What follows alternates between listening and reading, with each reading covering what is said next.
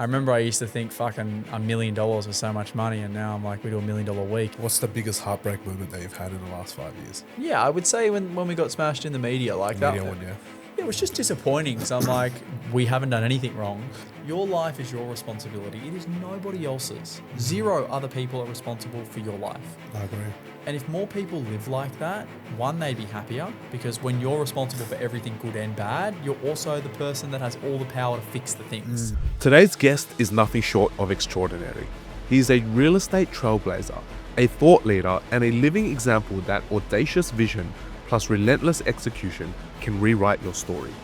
By the age of 28, Jack Henderson has built a property portfolio exceeding $40 million and founded Henderson Advocacy and Endeavor Build, companies that are reshaping how people think about real estate in this country. And he didn't follow the safe path. He stared down criticism, risk, even personal adversity, but he still marched forward, creating systems, building brands, and teaching others how to do the same.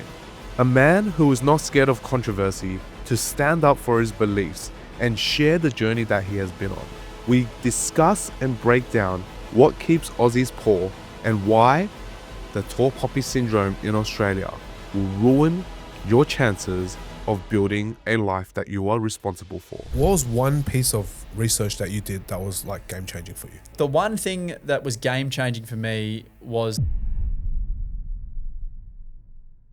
All right, guys, welcome back to another episode of Point 01 with our amazing Point 01 percenters. Today, we have an amazing individual, Jack Henderson, on the show. Jack is probably one of the most controversial figures on social media right now in the real estate space. But also, we're going to dive into it. He's an amazing human being with a lot of accomplishments under his belt at a very young age as well. So let's get into episode 24. All right, Jack. How's that for a fucking intro? Huh? How's that, huh? Not bad. So I want to quickly give people some context for who you are, Right. Because just in case they don't know who you are, you've Most been on people don't know who I am. Yeah, you've been on the media quite a bit recently, but you have a $40 million portfolio, and what are you? 29 years old, turning 30 this year. Yeah, something like that. So something young, yeah. So to give you context, Jack rocked up to the office in a DBS Superleggera V12 version, Aston Martin. If you don't know what that car is, Google it. It's a fucking sick car. Very niche car.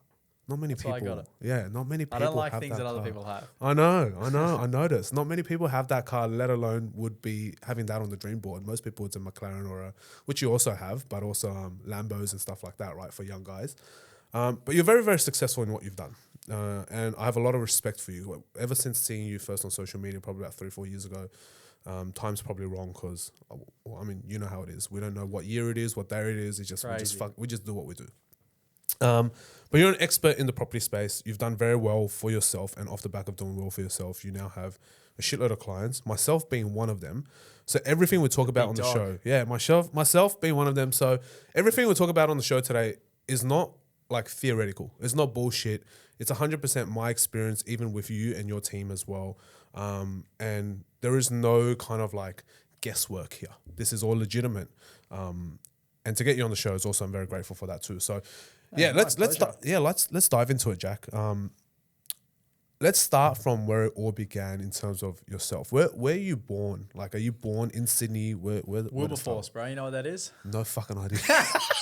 So, do you know where Windsor is? Yeah, I know where Windsor is. Yeah. So you go to Windsor and then you go over the Hawkesbury Bridge, and in the suburb where all the farms are, that's where I grew up. Nice. So you're a farm boy. I grew up in suburbia, but in suburbia in a farming Farm suburb. suburbia, So, a lot of Maltese there, vegetable farms, turf farms, all that jazz. That's where I grew up.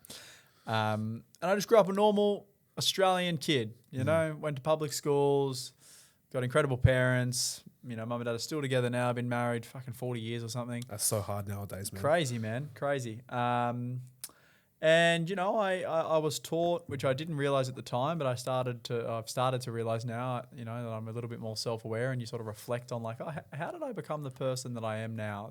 Why do I think the way that I think? And a lot of it's got to do with my parents. They brought me up to be the person I am. They give me the beliefs. They give me, or the framework to form my own beliefs, I should say. They've given me my very, what's the word I'm looking for? controversial personality, if you want to call So it that. you reckon that was from the parents? Yeah, I mean, like my parents have very strong beliefs on what they believe, and I'm the same. We don't necessarily have the same beliefs, but they give me the Critical conviction in the beliefs that I have. You know, like I am who I am, and I'm very confident in that, and you know, I'm becoming more confident in the person that I am, as I think we all are working towards. Yeah.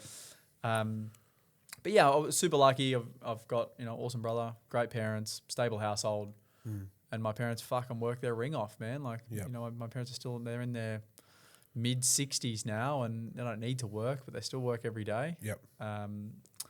So yeah, I'm super lucky, super grateful. That's awesome. And so, were your parents ever in business? Nah, my dad was. My dad grew up in a place called Rylston, which is like bush, like Okay. Candos, Rylston. And when he grew up 60 years ago, it was fucking even more bush than it is right now. Yeah. So he grew up, you know, in the bush. He was actually a jockey. No way. Yeah, jockey in the bush, and then that's what brought him to Sydney, because he was a jockey, and then, you know, generally Needed to ride horses and yeah, that's right. And you come to the city for bigger races and shit like that. Didn't work out as a jockey, and then got into construction as a labourer, very similar to what I ended up doing in the end. Yeah, And my right. dad just worked for one company for fucking 15, 20 years, and then went to another company and worked there for the rest of the time, essentially. And he became a foreman, and, you know, sort of the main foreman of a large civil construction business. The owners of that business are now our clients. Oh, no way. Yeah, and then my mum was, you know, a mum, but she always worked. So she was in, she had a little cleaning business where Yeah. she used to just go and clean houses and clean offices and shit. She was in sort of HR, OH&S sort of style, just like admin style Yep. roles.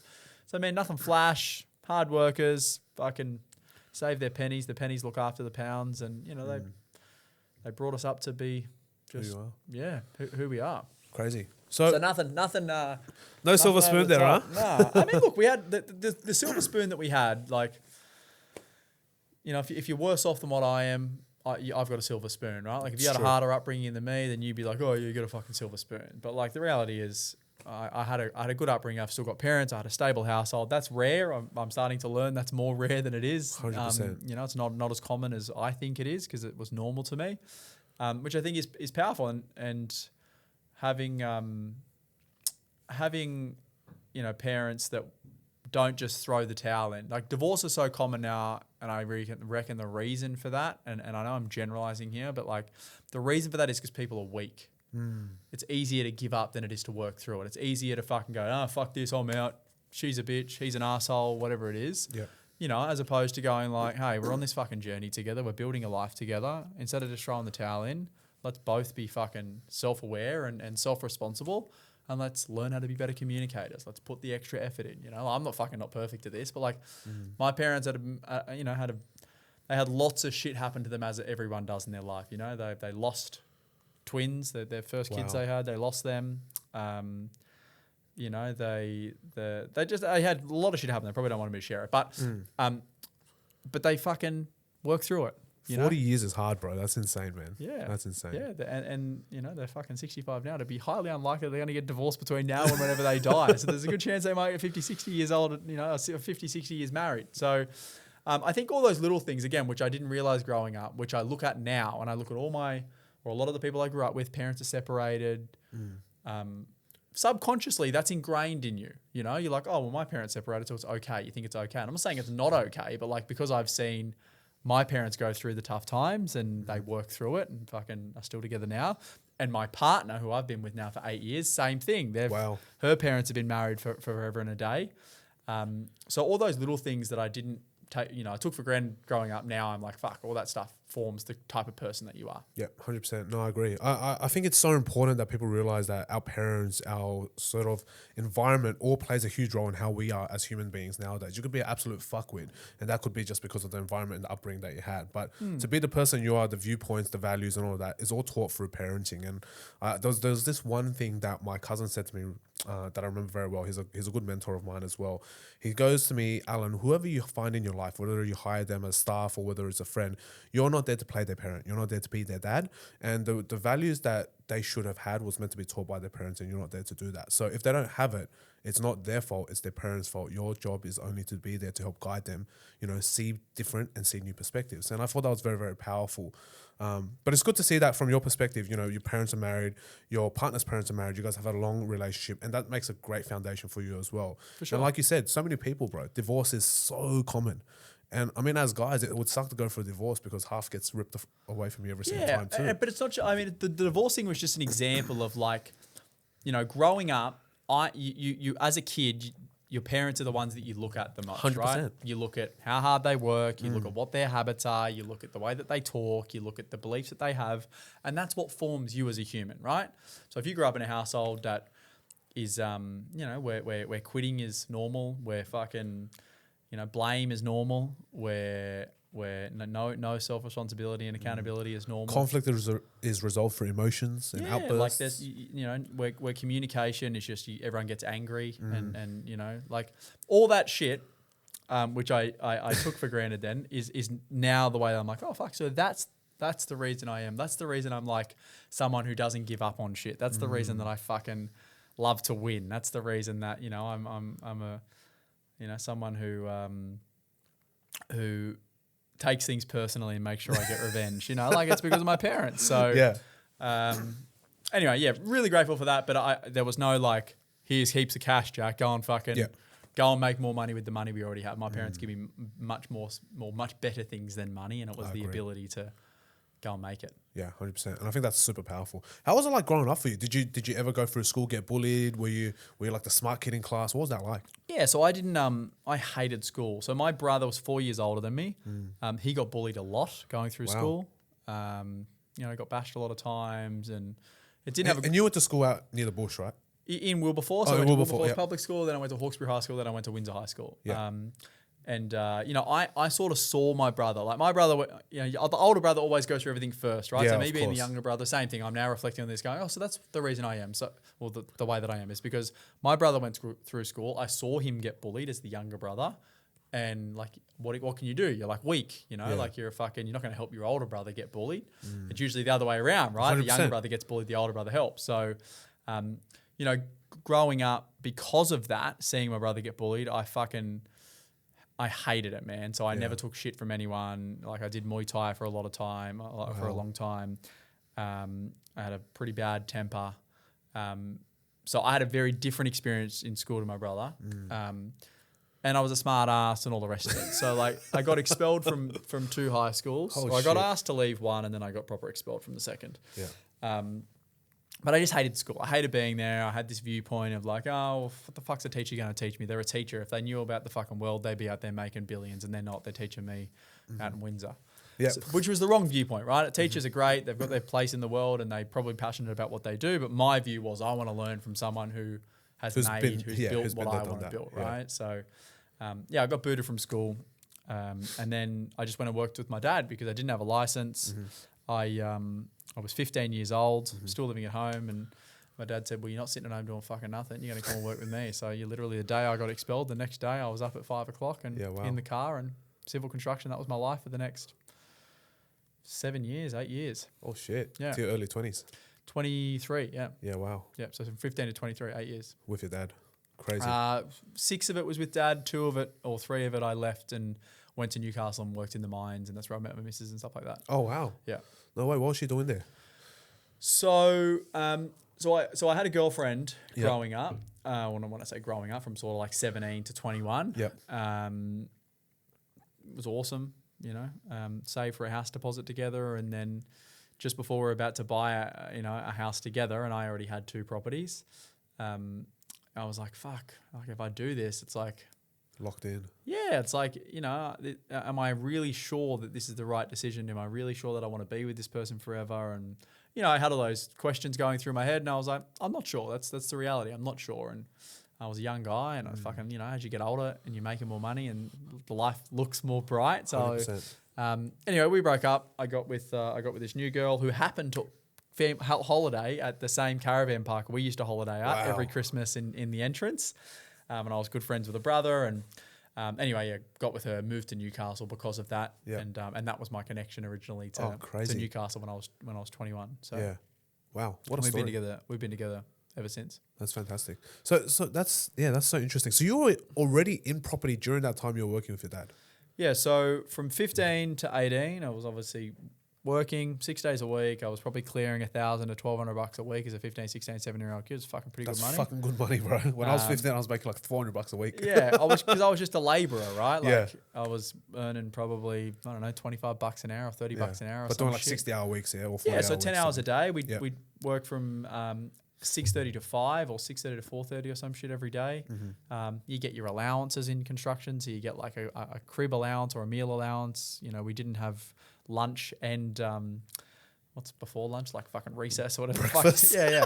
You know, like they have like brunch. smoko. That's right. Smokos, We only had smoko. We didn't have lunch, so we got paid for the whole day. We didn't have to take the hour lunch break or whatever. Yeah. So yeah, working 9 to 10 hours every day during the week, and then a 6 to 7 hour Saturday. Yeah, wow. You know, so I was doing 60 hours a week or close enough to it, and 60 hours a week when a big chunk of that's time and a half and double time. Yeah. You make fucking good money. Yeah, 100%. And then with your allowances like car allowance and meal allowance and shit, they're untaxed. So You also save a lot of money that way. that's too. right. Well, I had no expenses. I was living at home. It's fucking banking, you know, $1,000 a week or $850 a week, literally spending next to nothing just on food and discretionary spending. Yeah. As a 15-year-old, 16-year-old, what the fuck are you spending money on? Xbox games and shit, right? Exactly. So yeah, banked a heap of cash between then and 18. And then at 18, mum and dad were like, well, you've got all this money saved. Go and buy a property because Smart. you know, that's the biggest thing you're going to do. They weren't saying go build a portfolio. They were just saying go buy your first home. You know, get your first home, start paying you off your mortgage. So I was like, yeah, well, that makes sense. And you went into this zero strategy, nothing, just mum and dad going, hey, you've saved up 50K, go buy something. Yeah. I mean, like you're obviously talking about it around the table, and they're saying go and do this and go and do that. But yeah, I had no idea. Yeah. Mum and dad took me to the ANZ Bank in Windsor and sat down with Jody at How much can he borrow? Yeah, literally, that was it. What's borrowing capacity? Yeah. Let's get a pre-approval. And to begin with, I was looking out where I grew up in Wilberforce. And I had no fucking idea what I was doing. But because I was in it and I was starting to get more, you know, sort of interested in it, I started to do research, as you do, and you listen to podcasts and you read books and you go on YouTube. And What was one piece of research that you did that was like game changing for you? I would say it's the one thing that was game changing for me was the fact that I found someone that I really resonated with, and I just followed that person's strategy, what they said, what they did to a T. That was a game changer for me. Who was that? His name was Chris Gray. Still a good friend of mine now. We're actually going to do a live event or a few live events around Australia called The Master and the Apprentice. Oh, cool. You know, where he can be like, he's you know, almost 60 now. Yeah. And I'm, you know, the You're person half the he's age. trained to Yeah, go and that's it. fucking, you know, take the crown. How cool. But that was the game changer, is that I found someone that I resonated with that had the life that I wanted. And I was like, well, if this guy can do it and this is how he's done it, I would be naive to think that it wouldn't work for me. So I just went and did it. So I found this guy. I went to all of his live events. So I used to jump on the train in Windsor as a 17, 18-year-old. Because I found Chris before I actually started looking for property. Yeah. Would go into the train go into Martin Place. I'd go and listen to him talking at a free seminar, and then I'd be there fucking writing down pads. I'd be asking questions, and then I'd jump back on the train and I'd come back to Windsor, and then I'd go to like the live, Gary Vaynerchuk events and the Grant Cardone events and all that shit when they'd come to Australia. Yeah, the Success Resources events. Yeah, exactly.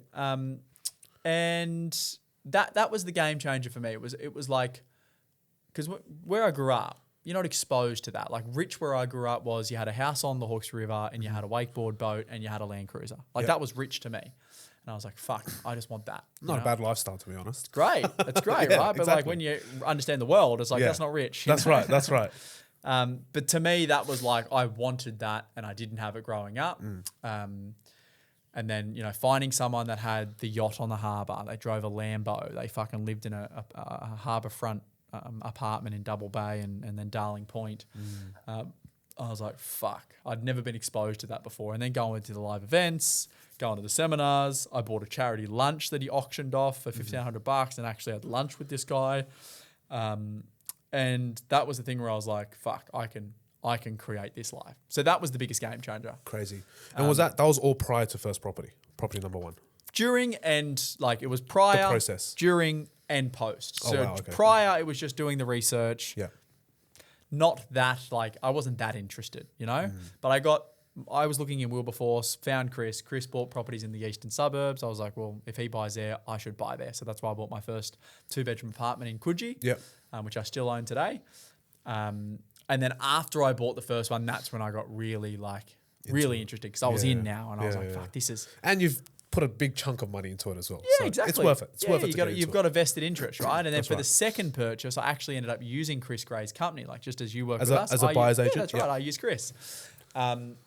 And I actually ended up buying, or they bought me an apartment in the same block that he also owned an apartment in. So I felt like, fuck, now I'm an owner in a building with this guy, you know? I'm one of the boys now. That's right. I'm one of the lads. And then, I shared this story the other day on social that they used to have a share, like that you can get syndicates on the harbour, which I have now. I have a share in a 55-foot boat on the harbour. They did the same thing, and that's where I learned about it from. So there'd be 8 of them, and they go and buy a boat because when you have a $4, $5, $10 million boat, whatever it is on the harbour, you use it 5 times a year. That's right. Because you're busy. Correct. And you use it 5 times a year overnight, and that's it. You have parties on it, you fuck around, you never use it, and it sits there for the other fucking 360 days of that year. So instead of owning the 100% of something that you only use 5 times, they would own, 1/8 of that. There'd be 8 of them, and they'd all own 1/8 of it, and they got to use it still 45 to 50 times a year each, right? Yeah. Or I think it's 43 times each or something a year. And it's like, you only use it 5, so you still fucking have got still more losing. than enough, Yeah, more that's than enough usage. Anyway, they had one of the shares in the boat that they owned up for sale on their Facebook. And I was like, fuck, I need to buy this because if I then get into a boat that they own as well. Now you're even closer. Now you're on a level playing field with them, right? Because you own a boat with them. So I went and got a personal loan from the ANZ. No. Combined, I shared it the other day. Combined it with some cash I had and I went and bought a share in this boat. Yeah. 2 weeks later, I'm on the harbour on a Chris Craft 32 as a fucking 20-year-old, 21-year-old kid with these guys. Crazy. And that was the real game changer. It was getting close to someone that had the life that I wanted. Yeah. And then what I realized is they're no different to what I am. And to be honest, like I essentially took everything from Chris. Chris had a personal brand. Yep. He was very early in the personal brand space. Back when he started, it wasn't social media. He had a TV show on Sky News called Building Your Property Empire. Yep. He had cool shit. Everything was branded Your Empire. And you can still look Chris up now. So that's where it all come from. I just emulated what someone else had done and then put the Jack Henderson spin on it. Yep. And that's literally how I built my life. And then as you get, more educated, you start to follow other people. And I followed Gary Vaynerchuk for I followed him for I'm 29 now. I would have followed him since I was 17. Yeah. And same thing. I just implemented everything that he said. Alex Hormozy, same thing. I don't just listen to these people. I'm like, if this guy And you're in their masterminds as well. now I am, Now right? you are, yeah. But back then I wasn't. I just would follow their stuff. Not Hormozy. Hormozy's probably only in the last sort of 3 or 4 Hormozy's years. newer, But Gary Vee, Grant Cardone, all these guys that have big brands online. I'm not just someone who would consume their content. Yeah. I would consume it and then go and do what they said. Because I reckon we've probably gone to the same events together. for sure. 100%. Yeah, Because yeah. I have the same thing. I have all the success resource books. I have all the Gary Vaynerchuk stuff, the Grant Cardone stuff. I've got photos with him. I've got videos with him. I've got all of that. So I reckon we would have been in the same I school. only did the Povo packs when I went there. I I did the just Povo got packs with the gold $69 ticket That's right, and you that buy was that me. one. I was That's sitting it. up the back, no But photos.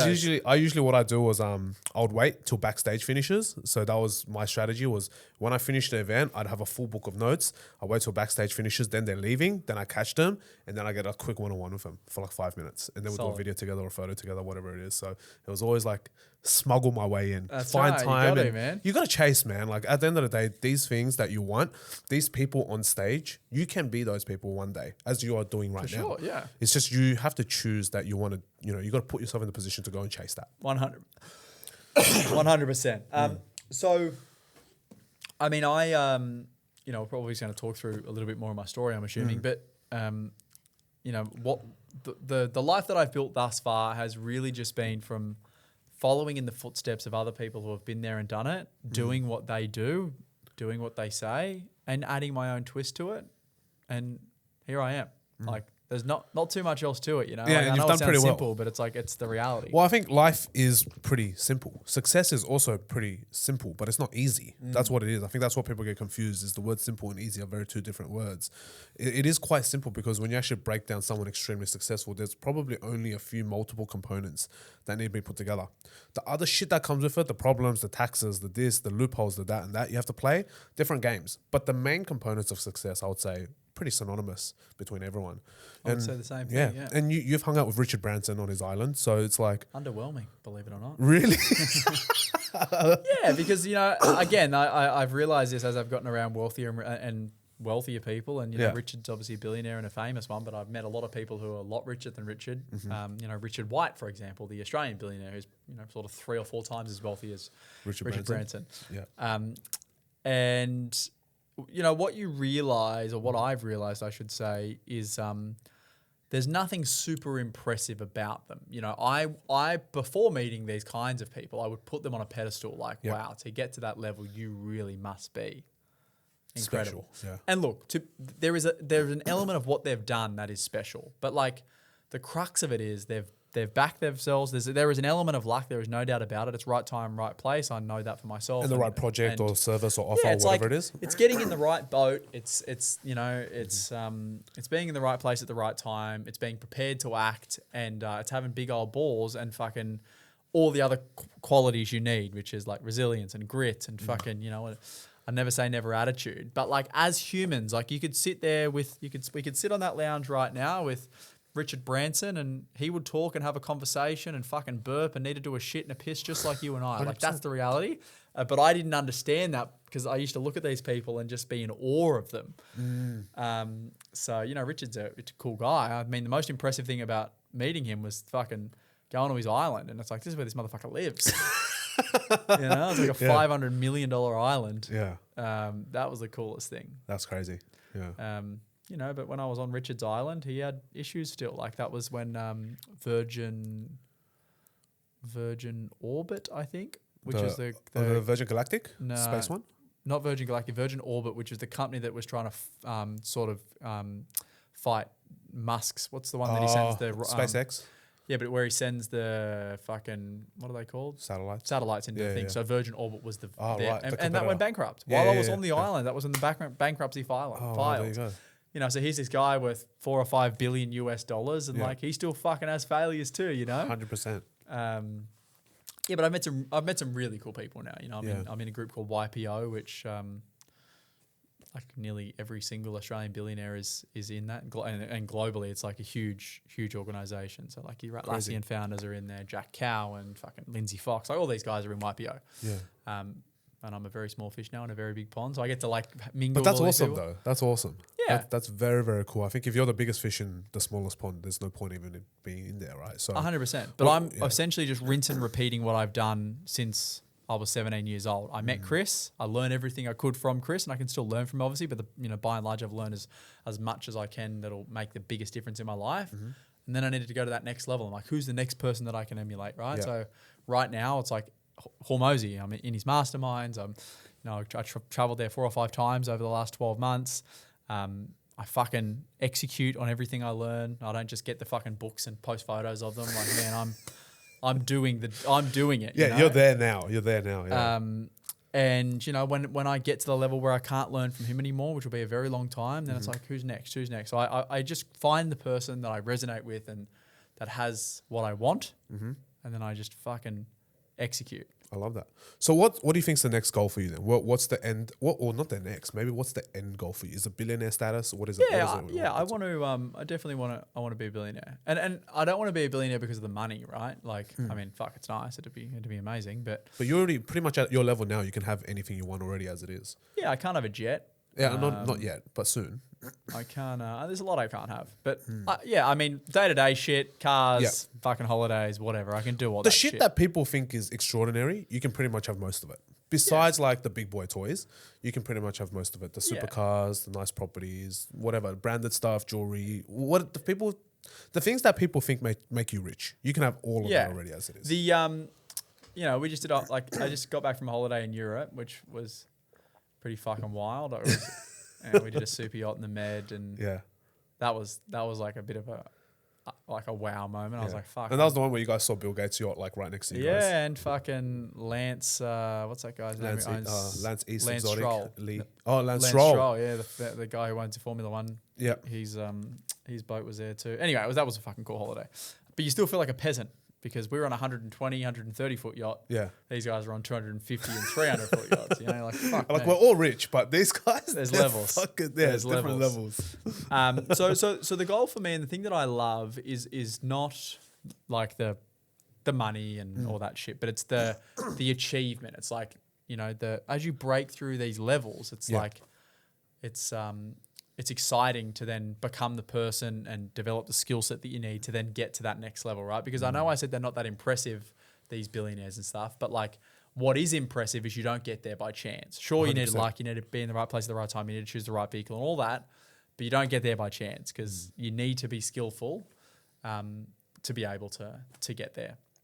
100%. So that's what interests me now is like, I know that I'm lacking the skills that I need to get to $100 million business. Mm-hmm. So I'm like, fuck, what do I need to learn? What are the things that I need to, you know, develop? Yeah. Who do I need to surround myself with? Who do I need to hire? All that stuff. That's what's exciting. The chase of excellence. I think that's... Well, the chase of just being, I know it's fucking cliche, but it's like the chase of being the best version. It's like, what really can I become? How fit can I become? How fucking... How good of a partner can I become? How good of a business person can I become? You know, eventually, how good of a father and a family man can I become? Like that's the interesting stuff. And don't get me wrong, I'm not that person every day. Like I'm fucking. Have you had shit day? What's the shit days like for you? What's your shittest day? Like you just don't feel it. You're burnt out. What would you do? I'm a little bit of that at the moment. Like you know, I get to the offer. I'm training a lot at the moment from like running point of view because I have a big. He's doing race ultras, right? Up. Yeah. I do like 200 to 300k races. Yeah. So I got a Coast to Cozzy coming up, which is 240ks. So I'm training a lot at the moment. So I'm like tired. I feel a bit exhausted, and I'm getting up at 4 a.m. and I go to bed at 8. So I'm still getting 8 hours, but I'm just fucking tired. Yeah. So I've just felt like a little bit down, and you get to the office and I'm not full of beans, and you know I get a little bit distracted, and you know you're death scrolling and shit like that. Yeah, like TikTok and it's just non-stop. So I'm like fuck. It's annoying because I know how you know, how productive I can be. Yeah. So like that's an annoying day for me. Like the issues and the problems and stuff, they just become a part of your day. Like you just expect shit to go wrong and expect people to be unhappy and whatever the fuck. It's like you just put up with it because that's what it is. That's business too. Yeah. But the thing that annoys me the most is when I'm not productive. And then also when I succumb to the temptations of the world, you know, like I'm a pretty disciplined person, but you know, sometimes I fall off the bandwagon and I have a massive night and I do things that I shouldn't do, and that annoys me. Yeah. You know? But the good thing is when I do that, I'm like fucking focused as a motherfucker for 3 months, you know. And then as I get to the end, self-punishment, and then you gotta I'll bring it give you back. a live example. So you know, I like I said, I've been a bit tired, and this weekend I was like, fuck, let's get all the boys up to the farm and let's fucking have a big old hit out. Yeah. And I was like, yeah, that'd be mad. So like, you know, I've been organising it for a week. And then last night, I'm like, I spoke at I'm doing a TEDx talk. So I spoke at like their opening event. And I went home and I'm going to bed. I'm like, why the fuck are you getting on the piss on the weekend? And fuck, are you going to feel like absolute dog shit next week? And then all the stuff that I had organised and booked, I just cancelled it all. It cost me a couple of $1,000s. And I'm like, fuck it. But I'm so happy I did that and actually feel more energized today. Yeah. Because I'm like, I was going to do that. That was like a, you know, self-destructive thing. And now I'm going to go have a wholesome weekend and stay on the bandwagon. Oh, there you go. But how good's that? That they're the kind of things that piss me off is when I have high expectations of myself. Well, also, you have high standards for yourself. I think that's very, very important. And I think a lot of people don't realize that is discipline comes as part of that high standards. You know, to get to where you are today, you are already in literally the top 0.01% in Australia. All right. But obviously the world's a way bigger playing field. Yeah. So we're still like little tiny peasants and babies in the whole grand scheme of things. That's right. In whatever niches we're in. And there's ways to make money in every single aspect on this planet, and there's so many ways to do it, and you've done spectacular in that sense for yourself. And the big picture is obviously, if you want to go for the B mark, it's not many people do it, especially in Australia. How many billionaires do we have? Only a handful. I think it's a couple dozen, less if than even. 50, I would yeah, say. I think it was like less than 50. Yeah. It's just like maybe 2 or 3 dozen. So yeah, it's very hard for people to get to where you are in the first place. You've done very well, but your business has actually grown quite exponentially. Hey, you started Henderson how many years ago? 2021. So 4 years. Yeah. Going to 5 now. So yeah, so that's crazy. 21, So 22, 23. Yeah. 20, Like going this, to 5. We're in this the is fifth year. Fifth Yeah. year now. Yeah. So year 5 now, and you've grown the business. How big is the business now? Fuck's like 100 people across building, advocacy, asset management, finance. This financial year we did like 40 million in revenue. Yeah, Last wow. financial year we did 25, like June 30 that just went. Yeah. Yeah, it's okay. It's big. It's not bad. It's all right. It's not bad. Yeah, I don't mean, again, it becomes like you're used to it now, right? Like, 100%. 100%. I remember I used to think fucking $1 million was so much money, and now I'm like, we do $1 million a week. I'm like, oh, fuck. Yeah, not bad at all. I think so. Like you said, life has levels, and I think a lot of people out there definitely don't understand that, which is why there's a lot of hate. Or these guys are so rich, they make so much money, and we as business owners understand that. Sounds cool. $40 million revenue sounds good. Don't get me wrong. You still make a fuckload of profit on that, but to a lot of people, Not as much as I want. Exactly, right? If we could earn 90% profit, why not? But the reality is as the business scales, our profit also scales down percentage-wise. Many months this year we've made $0. Like, Exactly. It's all turnover. Exactly. And because when you're growing, like you overstaff, you overspend on ads, you fucking overdo everything, and then you're like, shouldn't have done that. Yeah, and then you realize, fuck, I got nothing at the end of the then day you for scale myself. back. Like that is, I know it sounds crazy to some people, but yeah, we do many millions in revenue a month, and some months it's negative. So that's the reality of business. Yes, correct. And 100%, there's like the levels to it as well, where at the beginning of your business journey, $1,000 feels like a lot, and then 1,000, and then 10,000 feels like 1,000, then 100,000 feels like 1,000. Yeah, now I get BAS bills that are like fucking $4 and $5 and $600,000. Yeah, let's not talk about our BAS bills because the next one's coming up, so let's not talk about them. I do monthly BAS now. Oh, do you? Yeah, I think it is coming soon. Yeah, I'm prepaying all my BASs and my taxes now. Motherfuckers. Yeah, So it kills me. the bills just grow. It's like now I have way more money in the bank account. Like in actual cash right now, I've got way more money than I ever thought I'd ever have. But then the bills that are relative to that amount of It's cash, insane. it's the same. It's no different to having $1,000 in the bank and you're getting a $900 bill. Yep. As You to can have having $10 $1 million million, in the bank. Yeah. and getting a $900,000 bill or Correct. $900,000 for the month or whatever it is. And that hurts, bro. Every time you click pay, it's like, fuck, man. It's just like a part just gets ripped out of you. Yeah, It's really I mean, painful. look, the thing you worry less about, like I don't worry now when I go to the service station and fill my car up. I don't worry about going out for dinners. That's I don't worry about like the normal day-to-day expenses, you know, like paying my electricity, paying my fucking rent, all that shit. I don't worry about those bills. But I still get sticker shock when I get bills for, tax and like, my fucking ad bill comes in from Facebook for the month, my Meta invoice and like, payroll and like superannuation and fucking investments that you make that don't work. Like they're the big bills, Oh yeah, 100%. So they're the ones you still have to think about, just like someone would think about, oh fuck, I can only put $80 of fuel in my car today. Yeah, it's all respective, right? To where you're at. It's all in this relative. world. Yeah. It's all relative as well. So yeah, actually, that's a good question that you just brought that up. You've had a lot of winners, right? You've obviously you've got a $40 million business and a $40 million portfolio, which is pretty good. Together, it's 80 mil worth of Portfolio's probably a bit bigger. Oh, it's a bit bigger now. Well, 40 million. That number was only like 6 months ago. Yeah, but I literally buy shit constantly. Like that's this true. morning, I went and looked at an office building in the Central Coast and made an offer on it, and I'm getting contracts now. So like, Oh, there you go. and then the week before last, I bought another place on the river.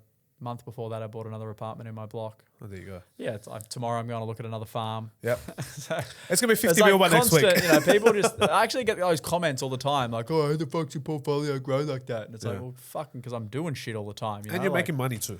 Yeah. And you have to. Like, Jack's portfolio won't be growing at the rate it's growing if he wasn't making money to sustain these portfolios in the first place anyway. For sure. You need to be able to service the debt. Correct. You need to be able to make money. And I think a lot of people don't understand that. We'll talk about the real estate stuff quite shortly, actually. But I want to talk about the sort of investment side of things, right? You've done a lot of wins. Obviously, the business is probably the biggest investment you have, to be honest, right? Biggest ROI for you would be it's the where business. all the money goes. 100%. Best cash flow, best returns. property's also great. I actually watched your debate on the Founders Table podcast. With Frank. With the property versus building business. That was pretty red hot, which is cool. I like that. But yeah, like what's been some downers, right? Because a lot of people always talk about the wins, and I know the media always loves the wins, and public loves the wins. Everyone, all your potties, and it's always about the wins, right? Yeah. And it's cool. Me and you both understand wins are cool, but fuck it, that's not where you learn, and that's not what helps you grow. So in terms of like the losses, the losers, what are the sort of things that you would pick from a property perspective, maybe even business perspective, where, like you said, you got the sticker shock. Maybe not even a sticker shock. It's literally like we just lost 150 grand on this experiment, or there goes half a mil. Depends on how you look at a loss. Like we spend a lot of money in the business on shit that doesn't work. You hire staff that don't work. You spend money on ads that don't work. Yep. You fucking pay and buy shit. It's constant, right? Yeah. Like you're constantly in brackets losing money in business, right? Because you're not getting a positive ROI from a dollar point of view on the money that you spend. Correct. But you're getting the learnings on not to do that again. So you are like, there is a win in it, yes. right? But I've had actual losses where, like a few years ago, which I've spoken pretty publicly about it, like we got hammered in the media. Oh yeah, that was a big one. Yeah, and that cost a lot of money. And that was all from media instigated sort of perspectives. Yeah, it was it was a painful time in my life. But that was super expensive. You know, like fucking the business took a massive hit. It cost a lot of money in legal fees, fucking all the shit that goes with it. How big was that hit? Like where was the business at when that happened? 10 mil? We were doing no. We were doing like 5 mil. Yeah. 5 mil. The year before, like that, the financial year before, we did $4 million. So we were growing. Yeah. But then we went from 5 to 3. But 5 to 3. That's a big drop. Well, it's all of your profit is 100%, gone, 100%. like, and you're negative, Yeah. and it was painful. So like that was a massive loss. Fuck, what else? Like, I've never lost money like through investing in property or anything like that because I've never sold any property. Yeah. I'm trying to think. What's the biggest heartbreak moment that you've had in the last 5 years? The biggest heartbreak moment. It's just like, fuck, I put so much effort into this and it's just fucking hasn't gone the way we wanted. Yeah, I would say when we got smashed in the media like that. Media one, yeah. It was just disappointing because I'm like, I don't know what the fuck I've done wrong to anyone. Like, we haven't done anything wrong. Did you expect it at all? No, I mean, we knew 6 months prior that fucking we had these cocksuckers, trying to fucking dig up dirt on us. Yeah. And I didn't really know whether anything would come to fruition because I always get calls from the media like, hey, comment on this, fucking, can you come in this story, whatever it is. Yeah. Why did they do that to you? What do you think it was? So it was industry instigated. So what happened was, ABC put up on their Facebook page, hey, we're doing a story on the real estate industry. If you know any dodgy real estate people, send us an email. So someone essentially snitched. Yeah, someone in the industry, some cocksmoker, and they're still after me now. A lot of people don't like me because of the jealousy. Yeah, of course. Never met these people in my life. You've crushed a fuckload of people who have probably been in the industry for 30 years. Yeah, that's exactly what it is. So people dislike me. They dislike my braggadocious fucking, personality and all the rest of it. Which I understand, right? Because I look at some people online and go, wow, what you're a fuckwit as well. Exactly. So I understand it, but again, I'm self-aware to go, how can I have that opinion when I've never met that person? Yeah. I don't even know who they are. Why the fuck would I waste my time to try to take them down when he should be pushing me to be better? Exactly. If Jack's 29 and he's done better than me and I'm 45, why the fuck am I wasting my time and resources trying to bring those him people down? don't think like that. Those people go, Jack's 29, he's done better than me, so he must be a scamming fuckwit. That's what they think, right? That's right. So they were like, oh, go and investigate this guy, Jack, because Jack's business partner also owns a real estate agency and they buy properties off that real estate agency. So that was the whole thing. They were trying to say that we were buying properties off my old business partner's Kicking business. each other back. Yeah, which was complete garbage. Like, my old business partner had the biggest real estate business in Newcastle. Do you really think he was going to put that thing at jeopardy for a little fucking buyer's agency? Of course not. So anyway, and we had all this legal advice before we started the business and stuff like that. So when they were trying to get in contact with me, I just thought, this will fuck off. We sent them every fucking document that they asked for, every single one, through our legal representatives. So they had all the information when they ran the story. Interesting. And then, as everyone has. No one has 100% customer satisfaction in any fucking business. Yeah. Not even Apple. Yeah. How the fuck can anything be better than an iPhone, right? So, you know, these people were trying to like dig up stories, client stories, right? Like who's an angry client? So they go onto our Instagram and our Facebook And the Google page. reviews and all of that. Yeah, they go onto our Instagram and Facebook page. They're looking at all the properties that we've bought and the addresses of them. And then they're going to these fuckers' house and knocking on the door or trying to phone them. And out of the hundreds of properties we bought, they got one. They got one client who went on camera and they didn't even say, and the funny thing is I've got the WhatsApp group that we're still in with all of them going, thanks so much for guys, amazing purchase, blah, blah. They got one that had a whinge like, oh, if we would have known that Jack had a real estate agent business partner, we may have thought what did they say? We may have thought, essentially we may Thought not twice. have. Yeah. And I'm like, I'm sure you would have. That property's only grown by fucking $800,000 since you bought it. They painted an incredible story. Good on them. But that was a painful time. Fucked. And I'm sure that will happen again. There is 100%. Especially as you get bigger. there'll be someone fucking out there. I mean, look what happened to Charlie Kirk, right? Yeah. Fuck me. That's it's fucked. So yeah, and then another painful thing was like, exiting, Mark and I are no longer in business together. Like that was painful. Was this pretty much forced through this? It wasn't forced, but it was like, what's the benefit we're getting out of this, Yeah, right? Like it's we just want to bring build more something. negatives, Yeah, yeah. it was like, we're not getting anything out of this. We had this awesome idea to go and build a fucking, an incredible business together where all of, the real estate industry can work together to make the experience better for the buyer and better for the seller, right? That's what we wanted to do. And then I was like, this is what we're up against. Fuckwits. So it's like, who cares? I'll go and do my thing. You go and do your thing. And Just call it a day, still be mates and do that's business right. So elsewhere. again, like all that stuff though is painful. It's distracting. It's like, it's legals. It's fucking money. It's like, And it's all going to a massive sinkhole of fucking nothing. That's all. That's right. And because you're not focusing on growing, you're focusing on fucking that sort of shit. Yeah. But once all that happened and then I got refocused again, I went from 3 to what will be 40 million this year. So it's Fucking fucking, insane. that's the sort of thing of focus, right? Yeah. So you've 10x'd in 2 years essentially, or 3 years roughly. Yeah. Which That is happened crazy. in 23. So Yeah. 24 months essentially. Yeah. I remember when you first started posting in socials, it was probably just around then, Just before, just after. I was posting ever since I got into the industry, but when But it was still very small. I followed you Yeah. when you were probably at like, you were like 4-digit followers, like 4,000, 5,000 when I first found you. Yeah. So that would probably when be I like started early in the days. industry, I had like 860 followers. Yeah, that's right. So probably early days when I first saw your account come across, I used to comment on your videos. I'm like, bro, your whiteboard shit is the best. Because that's what really stood out for Jack is so for people who don't know, I've not known Jack, but I've seen his content for like years. And the thing that I found was really different, because I know so many fucking real estate people, was Jack would be willing to go on a whiteboard. It'd be like the most fucking longest TikTok video you see, like 4-minute TikTok video of him breaking down like a truss structure, drawing fucking triangles and squares. And I was like, this guy is sick. He knows what he's talking about. He's my age. And I was like, wow, that's a fucking breath of information that's just popping up on socials. And it's literally the most boring fucking video of him standing there on a glass whiteboard or a whiteboard and just drawing squares and triangles and writing numbers. And I was like, that's fucking great. He knows what he's talking about and he's broken it down in 5 minutes.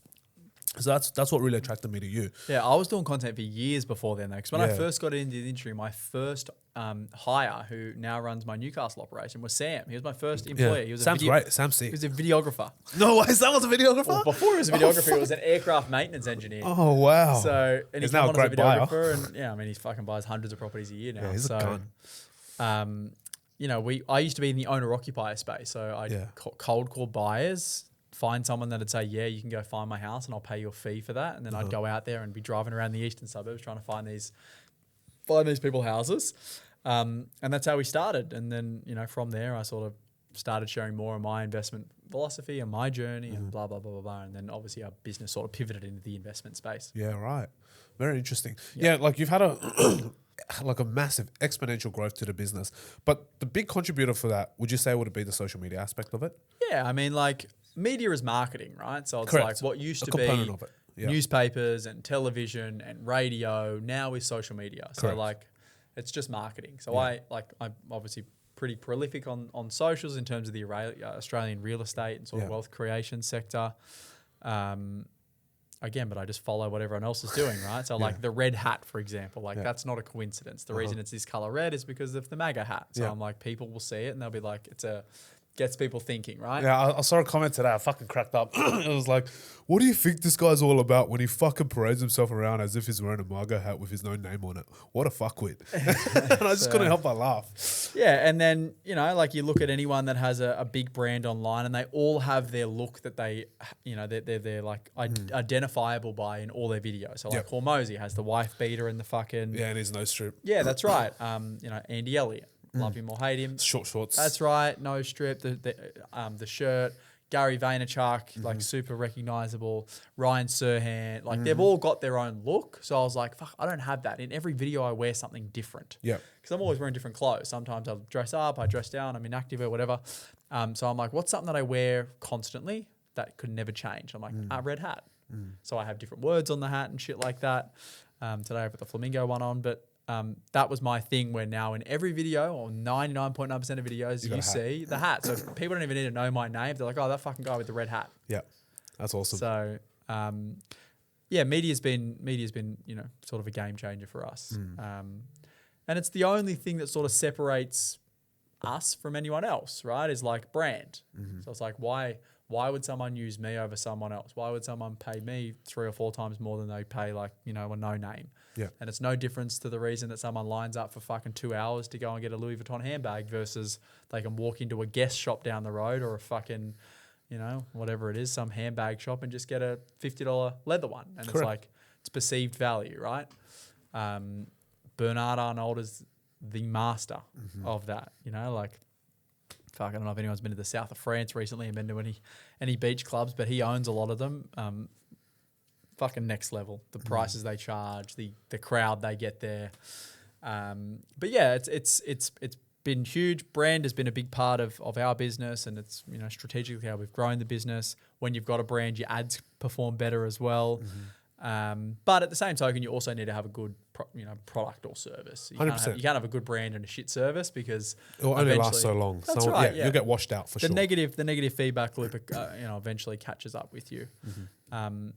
But I learnt the branding thing from Gary Vaynerchuk. Content. That's all he fucking talks about. Do content. Everyone should, you know, when you start a business, you should hire a videographer. Should be your first hire. So what did I do? That's it. That's what I hired a videographer as my first employee. Yeah. Because Gary Vaynerchuk said it. So crazy. You are literally the person who is implementing all the things that these people on stage are talking about. And that's the value of implementation, not fucking just note taking and writing. 100%. I just do what they say. I'm like, well, why the fuck would they say it? And why do I need to think when these guys have already done it? So I just fucking follow People it. like question everything too much. Will it work for me? Are they a snake oil salesman? Are they Who gives a fuck? They're on stage. They're worth hundreds of millions of dollars. Just fucking do it. That's right. You know? And like we've got so much exposure now to like the wealthiest people in the world. Like you can go on a podcast and listen to fucking Ray Dalio talk. He's like one of the richest guys in the world. You want to learn about fucking whatever he teaches, go learn it from him. You want to learn about whatever. There is an expert talking online about the thing that you And the skeptics are always thinking, oh, if I hear it online, they're just trying to sell me something. There's always a course. There's always a this. Sure. And even if they are, who gives a fuck? Exactly. You got value out of it. If you got value out of it, then that's all that matters. Yeah, like, I don't care. Refund the fucking words they put in your head. Just, go do that. Literally. That's so crazy. I just literally have implemented, like that's the Gary V. Go hire a videographer, go and focus on content. Start a podcast. Fucking, if you don't know what he says, go and follow him and you'll listen to 2 podcasts and he'll say the same shit over and over again. Pretty much. TikTok, the reason I got in TikTok and I blew up on TikTok originally. Yes, correct. Was because Gary Vee was like, if you're not on TikTok, what the fuck are you doing? And I'm like, what the fuck am I doing? I don't know what TikTok is, but let's get on there. And then what I did, because I didn't really know how to use TikTok, I don't know if you've seen that Asian guy where he's like, don't buy this, buy this. Have you seen that guy? I think his name's like Thak Nu or Thak or Nugan or some shit. Anyway, I was like, oh, that fucking works for that guy in the US. So I just did what he did. So I would park, like, I think at the time I had a Mercedes GDR or an R8 or something. That's the guy who does Burr, right? Is that the yeah, Burr that's guy? right. Yeah. So I was like, oh, fuck, well, he's doing it. So I was like, don't buy this, dude. Fucking like works. Millions of videos. And I was like, oh, all right, well, that works. Just copy what works. And literally. That's it. Copy what works. Well, I think Picasso was famous for saying great artists copy. They steal, right? Yeah, Like, that's I right. think it's like some shit like that. some shit. You get what I'm saying. Something copy, something steal. Yeah, whatever. Steal Don't quote the us shit on off it. people where it fucking works, and hopefully you can do it better than what they can. And Yeah. like, if you can do it better than what they can, Good for no you. one gives a fuck about who They were. originated it. Correct, you know, it's like correct. whoever does it the best is what matters. Correct. Everyone has stolen an idea or copied Well, something. a from lot of people someone. say it's not about how you got there; it's how you finish, right? And then that's what determines. You can try the hardest you ever want in this world, but if you tried your hardest and still came fucking second place, no one's going to remember your name. It's as Very simple true. as that. So, that's why they remember Usain Bolt, but everyone that came against him were the best in their own countries. No one knows who the fuck they are. Yeah, so I wouldn't know. I wouldn't know either. That's it. We just know that guy who runs fast. Fucking fast. Very Like fast. Gout. Have you seen Gout? Yeah, Gout's Mate, that crazy. motherfucker can run. He can. So good for an Aussie legend like that to come up as well, Well, it's always getting behind the Aussies now. Fuck yeah. So that's good. Yeah, so when you started socials, lots of fucking views, which opens the door to a lot of criticism. I think it's, to be honest, my personal view is I've been doing like social media stuff for maybe 15, 16 years. Long time. Since I was 14, 15, I was already making videos, putting them online. But no traction, nothing. But to see yourself open up your own world to criticism is, I think, very, very courageous, much like, what's happened in the last couple of days as well. It's courage. A lot of people are willing to go out there, share their thoughts, opinions, and their mind in a public forum and open themselves up to criticism. When that happened for you, you probably weren't super used to it, right? Like, Nah, I mean, you look, wouldn't have had that before, prior to but socials. I used to like from, I spoke about my brother and bullying in school. So Yeah. I was used to like people talking shit, lots of people talk shit. And in my head, it was just like that. I was like, these fucking keyboard warriors, like not one of them will do anything. I could Yeah. see all these fuckers in real life and they'd walk the other way Yeah. because they're like cowards. That's the reality. So like it affected me to begin with. I was like, this motherfucker. And I used to get in there and reply. And all that shit. And then I remember seeing your replies early. Sometimes I still Bro, do, you still like- roast the fuck out of them as well. I used to, like, sometimes I reply, like, I'll just say something fucking dumb, like, Yeah. spent more on fucking fuel last week than you learned this year, motherfucker, or some shit. Bro, if you had a PR manager, they'd be fucking losing it. So, yeah, the criticism is annoying, but Yeah. at the same time, it's like, if it's the cost of, Making doing money. business and fucking helping people, because at the end of the day, like, the amount of people that's like, let me have a look now. I'll tell you how many people see my Instagram content over the last fucking 30 days. Yeah. And true story as well for that, like 10.2, oh, here we go. 10.2 mil reached. Views, 10.2 million views over the last 30 days, 12th of August to the 30th of September. There you go. Like 10.2 million fucking views. Let's assume that 30% of those were unique. Yeah. So 3 million people. If I can fucking put out content that's seen by 3 million people, dude, we serve like 50 to 60 clients a month, which means 2,995,000, what the fuck the number is. People never used me, never paid me any money. My content just benefited them. Correct. That's great. Like, Correct. that's awesome. Fucking great. I mean, I learned from people who share free content, so it was amazing for me now to share free content to people. Well, I mean, how simple is it? You're the person who shared free, or you were the person that received free content. And still do. Or $49 per seat content. Yeah. And you but it was free applied- first, Yes. right? Like, I didn't have to go buy that seat. Correct, I could correct. continue to consume podcasts, YouTube Yep. videos, all that shit, which And is you free. applied, you implemented, and now you have $80 million worth of assets, technically, or if not more, over the last 5 years, which is a fucking very short time. Doesn't feel on the like grand it. scheme. Fuck yeah. me. I know. Yeah. Business tires you out very quickly. But still, 5 years, very short time in the grand scheme of things because of your implementation. So for someone out there, I myself probably being one of them, saw your videos, learned from them, applied, did my own research, took me a good maybe 9 months of proper research before I then picked up the phone and went, or I went onto the website and went, fuck it, it's time for me to take action. So I didn't act as fast as I needed to, which I probably should have because property keeps growing, doesn't give a fuck about you or not. That's right. And if I reached out 9 months earlier, I probably could have gotten my property for fucking 50K less, but it is what it is. Such is life. You live and you learn. That's right. And that's how it goes. So let's divert from there. Let's go on to the property side. But it comes with the pros before we move on. It comes with the pros and the cons, right? That's so true. like the pros are lots of people know who I am. I get recognized in public all the time now. Yeah. Lots of people fucking people see come my up and shit take photos of you? all the time. Yeah. Generally not photos, but a lot of people like come up, shake my hand, and say, "Fuck, follow your stuff, love I it." love bro." it. Yeah. But I spoke about the media shit before. The only reason they chose to feature me in that 'cause you story got the is clout. because I had the brand, Yep. which means You got the Jack clout. Henderson's going to be on ABC. So Yep. all the people that dislike me are going to watch that and be like, what's this motherfucker doing now, Yeah. right? Because having a good brand is good for them. It makes them look better. Yeah, because they're not getting the traction like you are nowadays. Yeah. In fact, I reckon you probably have more views than what the fucking ABC is getting right now. Probably. Yeah. Probably. They got a lot more money than I do, though, the motherfuckers. Yeah, that's a different story. Yeah. So let's move on to the property side of things, right? Because I don't want to keep you for too long today as well. So property side of things, one of the biggest criticisms you get is like, oh, you know, you always say property's unaffordable. Cities for the rich people, you know, all the poor people will end up being, you know, fucked off to other cities. Which is, to be honest, I think it's the truth, right? I actually did some numbers before you came on today. All right, I let's looked do at some stats. Quick maths. Let's do some mathematics. So for all the fucking haters out there, all the people who don't understand what Jack is talking about, because I think what Jack is saying is fucking very logical. It's mathematics. The median salary in Australia, the most updated numbers, is 88,400. That's the median. Average For an salary. individual. Yes, for an individual. I think the average was 104, right? But average doesn't really matter because you got cunts making fucking 50 mil a year. And that skews the whole thing. So we're taking median. So median is 88,400. The tax on 88,400 is $17,308 to the dot. So I'm just going to round everything off. After tax, you keep 71K a year. That's the median in Australia, right? The rent median is $665 a week. The median house price is 1.52 million, and the median unit price is 873K. That's for Sydney. We're talking Sydney because we're both in Sydney.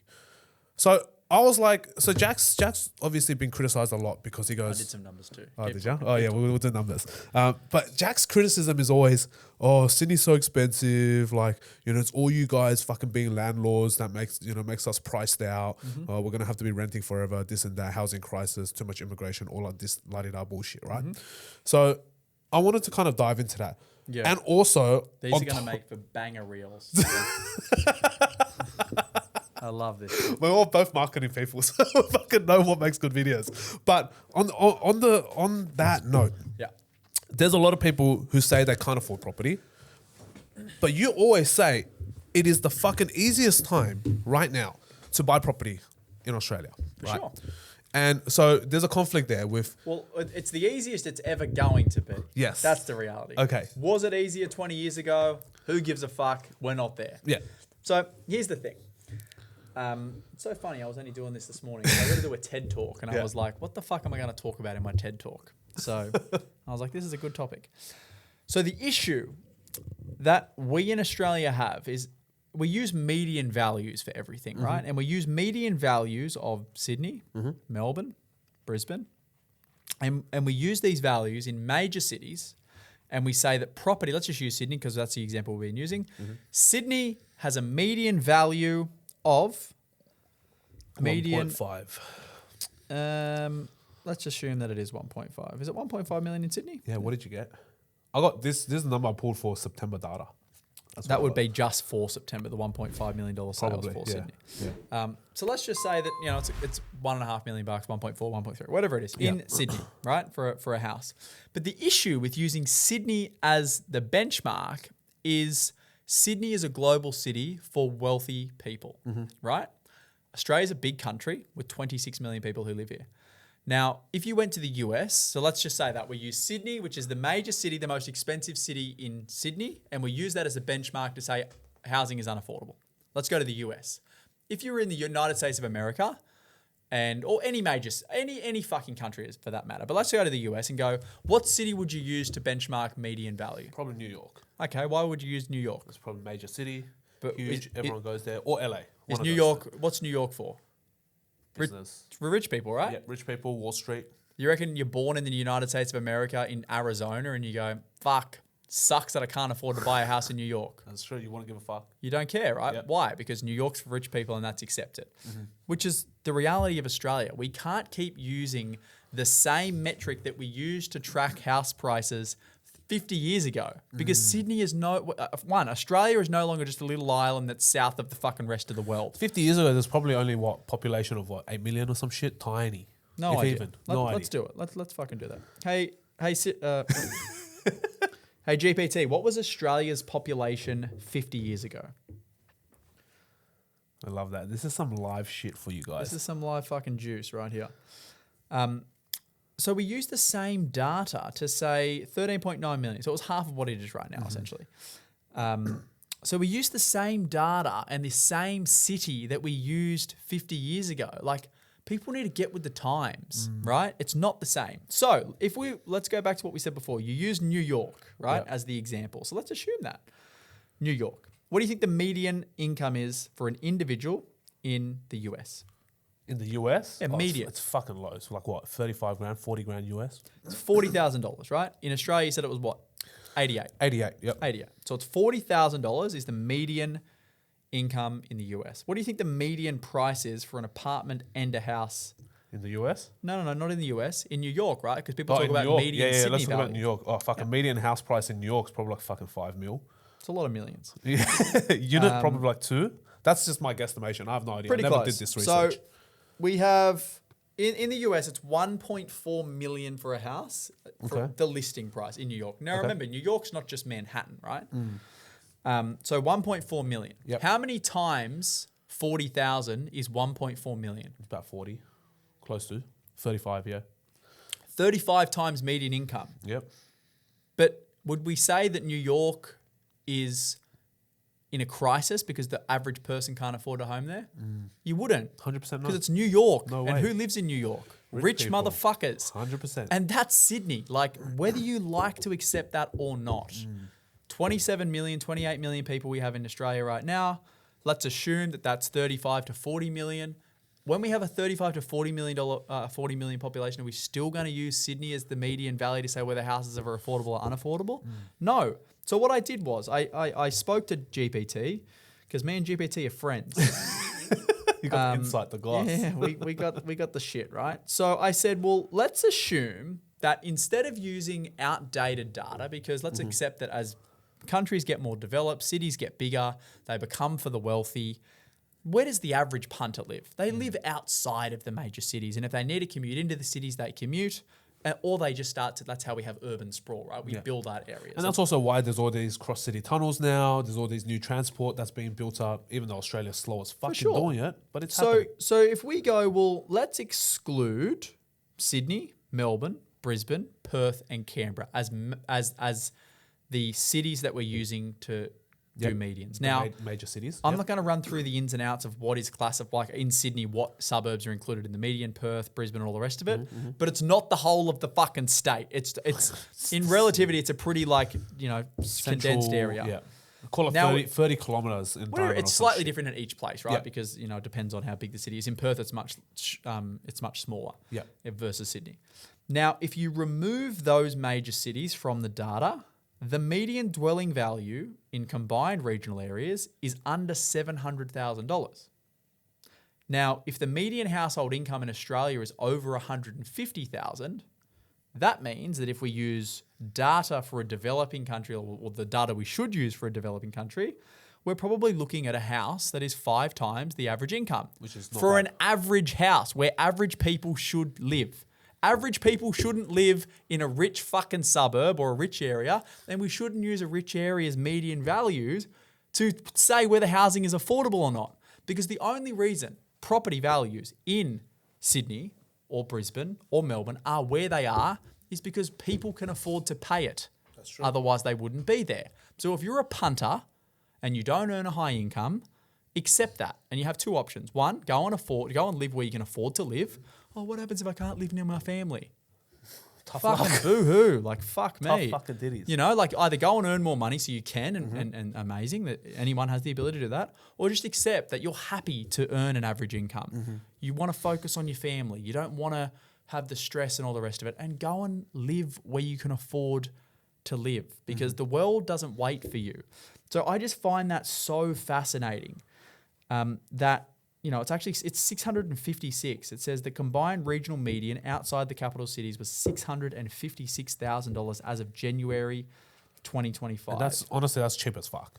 Like, let's be honest, well, that's cheap. whether it's cheap or expensive, it's still relative to the income. Like if That's you go true. buy a $700,000 home, let's say, and you've got, a husband working fucking retail, working in Woolworths, working fucking, whatever. Something where it's like 5 days a week, 9 to 5, you're earning 70 to 90 grand a year, right? Mum, the wife, or the fucking husband, or whatever you can be. You know, I know it's Whatever. 2025. You can be fucking trans, whatever you want to be. The other person's working similar role. They might be earning, might be working 4 days a week because they've got the kids. Yeah, so Let's call it say 60 they're grand. earning 60 grand. Yeah. Like you've still got a combined income of 140, 150,000. And that's assuming that you're doing like really the bare minimum. Correct. You know? Correct. If you're working full time and you're working for a big corporation, you're easily Yeah, and you're- $1,500 a week. And you're hustling or and it's only north of that. Yes, if you're a part-time worker. Yes, if you're fucking doing university and working on the side. Like all these people have unique situations, but I'm talking about the by and large. Like that's not unaffordable. Yeah. And regional, right? Let's talk about regional in New South Wales. Regional is the Central Coast. Regional is Newcastle. Regional is Port Macquarie. Regional is fucking Coffs Harbour. Regional is Wollongong. Like these places are not far from Sydney. Bro, you it's know? an hour drive. It's not even that far. Like In your car, maybe 30 minutes. yeah. I mean, I tried that, but fuck. Regional is where my parents live. Regional is where my brother lives. And you know why? Because they have the humility to understand that they are not ballers. They are normal people who go, my parents wanted to retire near the water. So they said, where can we afford near the water? They didn't go, it's too expensive by the water in Sydney. It's unaffordable. They went, where can we afford? We want to live by the water. Let's go north. They went to Foster. Bang. Fucking awesome house. Built their home there. They're just over $1 million.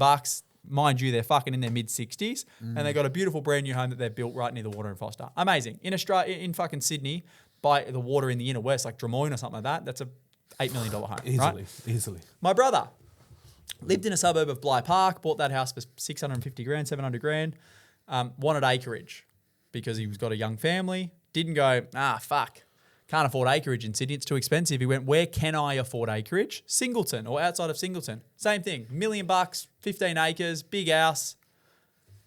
Done. It's like, what the fuck's wrong with people? They don't accept, there's no work. Bullshit. There's work, you just don't want to work. That's true. It's just fucking I agree. garbage, Like people have this fucking mentality and it drives me insane. People just need to go.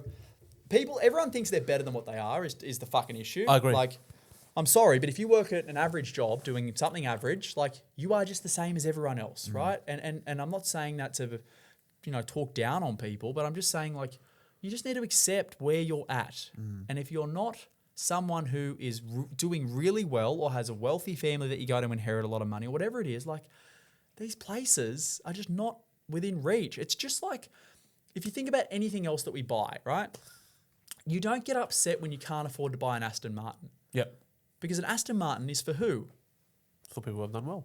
For people who are wealthy, right? So Correct. it's like we don't get upset in any other area of our lives Except where we for can't property. afford the thing that we want because we don't earn enough money. But for some reason, real estate, it's like we have this like...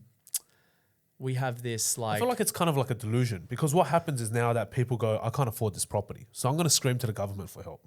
And if the government doesn't want to help me, then there's a fucking housing crisis. Then there's all these rich people that have bought all the property. Then fuck these rich people because they bought all the property. I can't buy them anymore. So what, you're telling me if you're on a 70, 80K salary, yeah, it's fucking, you deserve to go live in Bondi, on Coogee, in Balmain. Even in Balmain, for example, you can't afford it. It's not because the government's not helping you buy these properties. It's just because that's just the way it is. That's just life. Like, even if we don't even talk about like that's where the extreme wealth live, right? Exactly. But even where we're recording here, like, mate, if you go to Rouse Hill, you're spending $2 million, $3 million bucks in a house. The So property like, here just down the road is 2.5. Where my parents live in Bexley, it's 2.5. but that we're still. It took me 25 minutes to get here from the heart of the city. Like Yep. you're 25 minutes from a major city. Correct. The best and the biggest city in Sydney, in Australia, sorry. So yeah, people just need to get their head out of their own ass and just be like, that's life. Fucking welcome to the real world. I have the immigration thing. Fuck, man. It's crazy. Oh man, I could slap some faces of these fucks. Anyway, like the racist fucks, I mean. So I have these guys who work for me. One's Brazilian, one's South American. Or I mean, they're both South American. Fuck me. One is from Venezuela, sorry, and one is from Brazil. And I was having a chat to Suhed the other day. He, like, to give context, right? I don't know. I'm probably one of the most uncultured people you'll ever meet. I grew up in Australia. Yeah. To You're Australian, Aussie as fuck, right? Aussie as fuck. I didn't grow up with any sort of like, in Wilberforce, mate, there's Maltese, there's fucking Aussies. We're all like, you know what I mean? Like, Yeah, there's it's all not the same. much there. There's no yellow, there's no brown, There's no nothing. black, nothing. And my parents are not like, you know, they're not super cultured either. So I've started to learn more about the world as I've gotten older. And anyway, so Suhed works for us. He comes through another guy who works for me, Perry, he's also an immigrant from Italy. And I've learned a lot about the immigration process, how hard it is to actually immigrate to Australia. Fucking hard, bro. It's easy to get here. Oh, It's yeah. hard to stay. Yeah. It's very expensive to stay. Very hard to get a PR. Yeah. And then they've got so many rules on top of them that they Crazy. need to stick within just to survive here, which, bro, you know how hard that is. Crazy. I didn't know how hard it was. I've now learned. And that's Yeah. what frustrates me about all this misinformation and bullshit out there about immigration. Everyone's blaming. How it's so easy, all these people are coming through. Yeah, blah, blah, there's blah. this thing, 1,500 people a day immigrate to Australia. What they forget to tell you is these people that come to Australia are And then either they on, fuck off 3 months later. they're on tourist visas Yeah. or they're on student visas. They can't do anything. They can't buy property. Yep. And if you want to buy property, you got to go through the Foreign Investment Review Board. It's fucking expensive. You got to pay all this stamp duty. Like And these- students can only work 20 hours a week. That's yeah, it. it's like it's wild, right? It's Yeah. fucking out of control. And then people will be like, "Oh yeah, but what about all the corruption and all the fucking money laundering?" It's like, dude, fuck, shut up. You don't know anything. You're just assuming that, right? Correct. Just like anyone who drives a fucking Lamborghini or Rolls Royce is a drug dealer. Yep. So anyway, Suhed says he comes to me the other day and like he was angry and he's like, mate, these fucking people. I'm like, what do you mean, Suhed? Suhed's from Venezuela. If you don't know about Venezuela, he's educated me a lot about it. It's probably one of the worst places in the world to live. Fucked. It's the most corrupt, the most violent. Yep. There's no money there. They've got hyperinflation that's out of control. And the way that he got to Australia is, I'm going to botch this story, but essentially he collected like all this metal, like these, some sort of Like metal. copper and Yeah. shit like that, yeah. To eventually give to someone who was going to take over the border and sell somewhere else.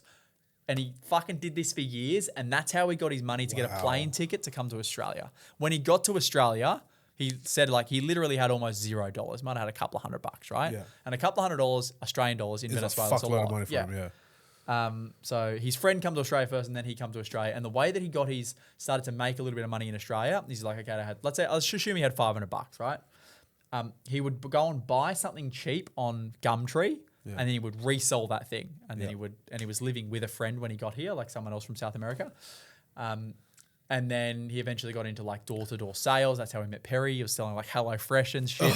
Anyway, and then Perry got work for us, and now he works for us. And he was saying like what these people don't fucking realize is in his country, people line up for 5 hours to get one fucking chicken breast to again go and feed their family for the day. And then they do the same thing the next day, right? Like It's fucked. he goes like the entitlement that people have around all of this shit when they have no actual concept of the real world that's not Australia, Yep, right? yep.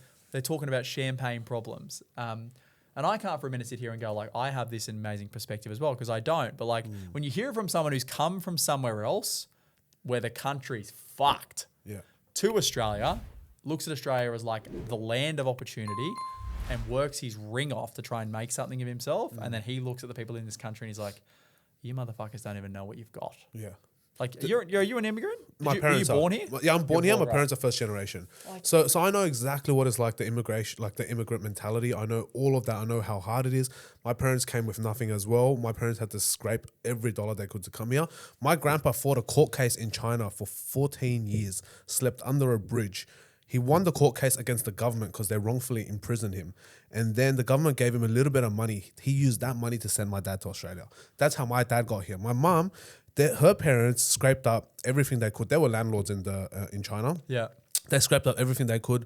During the revolution, they almost lost everything as well. My grandparents saved up all their salary for like 4 or 5 years, sent my auntie to the US, sent my uncle to the US, sent my mum to Australia. Every dollar they had, sent them here. Crazy. My mum came to Australia with $100. That's all she had. And she spent every hour of her week working. We were telling the story the other day over Father's Day dinner.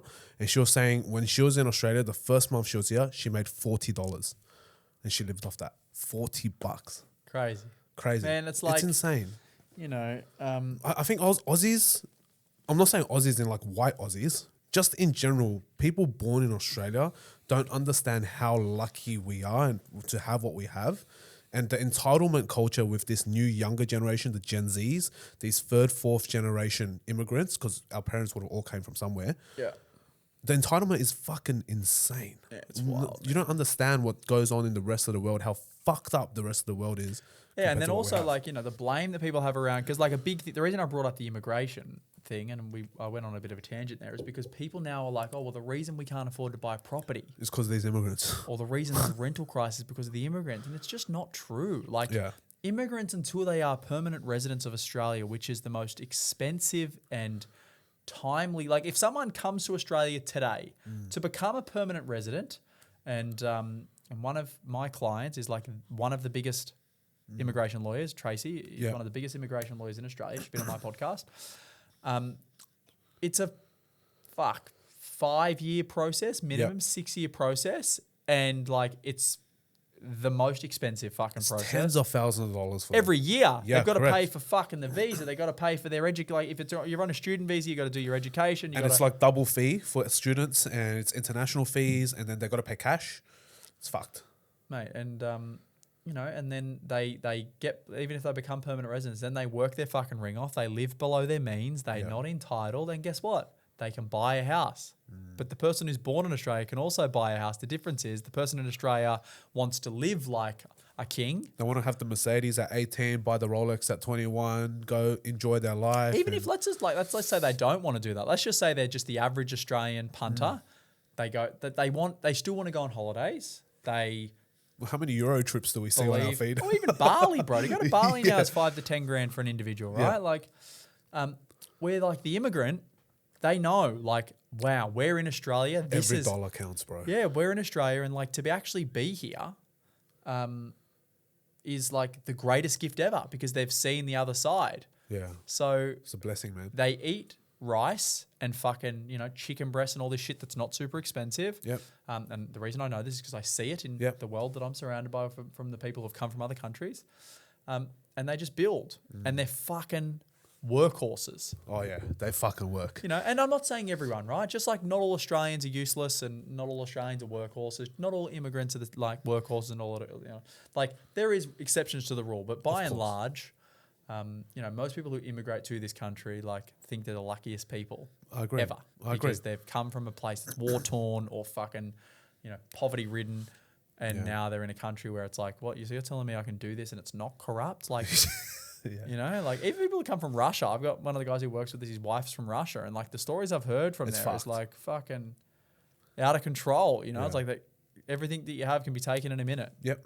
Yeah, correct. And like they come to a country where like, what? So you're telling me the government doesn't like want to take all your shit and fucking Yeah, it's crazy, bro. I don't think people understand. I copped flack maybe about a year or two ago because I said Aussies are fucking lazy. They don't want to work. When I travel around the world, the people they hate hiring the most is Aussies because the perception of Aussies overseas is they're fucking lazy as fuck. They're entitled, they're lazy, they want high pay, they don't want to do the hours. Whereas you hire an immigrant, they don't give a fuck what you pay them. They'll do the job. They'll do it exceptionally well. They'll work hard. They'll work beyond their means. This is not to say that you should manipulate them and fucking take advantage of them. It's to say that the mentality that they have is they actually have gratitude for work. They have gratitude for a place to live. They have gratitude for a country which is not corrupt and fucking getting blown up. And that's just the way it is. Whereas us Aussies, we're so entitled. We're so lucky. We've got Centrelink if we fuck up. We've got government housing if we fuck up. yeah, We've that's got another free thing that these healthcare if people we don't fuck have up. when they come here, right? It's not Yeah. like they're all like, oh, they just go on the dole, and it's like, no, they fucking don't. You don't until you're a permanent resident of Australia and a citizen. You don't get any of that stuff. Yeah, and they have to pay for their own doctor visits and their dentist visits and all that. There's no Medicare for them.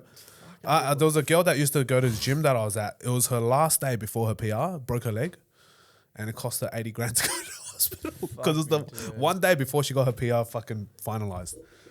She couldn't have waited. She had to snap her leg that day and get emergency treatment. It's just And funny, it fucked man. her. It's like that's what I don't like is like the blame and the, you know, they're victimizing, and it's just like Yeah. if everyone just took responsibility for their own life. Some people have a good upbringing, some people have a bad upbringing, some people have great parents, not so great parents. Some people get, you know, luck. Some people don't get luck in their life. Some people get it early. Some people get it like whatever it is. It's like your life is your responsibility. It is nobody else's. Zero other people are responsible for your life. I agree. And if more people live like that, one, they'd be happier because when you're responsible for everything good and bad, you're also the person that has all the power to fix the things. When you put it onto someone else, it's like, well, oh, well, I'm never going to have that. Fuck. Just something coming to my mind. Remember, I don't know if you ever had this, but when I was growing up, in the area that I grew up in, you'd see someone drive past with a nice car, or you'd see on TV like these big mansions, and you'd be like, fuck, if I ever won the lotto. Did you ever say that? Yeah. Fucking oath, of course. We're the same age, bro. We have the same thing. Like, same if upbringing. I ever won the lotto, and Yeah. like that was a thing, like, and then I'm assuming it still gets said now. 100%. Oh, if I ever win the lotto, fuck if I win the lotto. You know, I was in Foster for Father's Day seeing mum and dad, and dad's like, oh, I drove the Aston up there. He's like, I got to take this to a mate of mine. He loves them. He said if he ever won the lotto, he'd buy one. And I'm just like, you know, that mentality, bro, is crazy. yeah, and to be honest, like it's not victim. It's not like if I ever won the lotto is, you know, you're not a victim, but the thing is you're essentially saying that I'm never gonna have the capacity to have that thing. I agree. You know, Yeah. like, because that's the reason you say that. If I ever win the lotto, it's like, well, I'm never like doing what I'm doing now. Like my life will never allow me to have that. Well, you've relinquished all power to yourself, essentially, is what it is. You've relinquished that. It's funny, huh? Yeah, you're just saying to the world, well, if I ever won the lotto, which you're leaving up the chance of a 1 in a bazillion chance. Yeah. I mean, you have better chance winning LMCT plus nowadays with Adrian, right?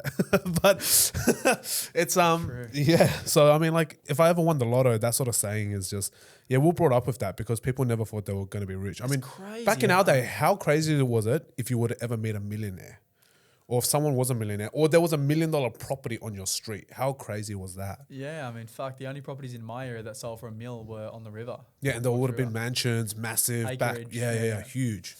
Yeah, I thought about that the other day. I'm like, fuck, like even saying something like that, like is that same sort of like you're putting the solution to what you want in like chance. Like, Well, I mean, it's law of attraction, right? if I ever win the lotto, Yeah. I'm gonna have that house, and it's like, motherfucker.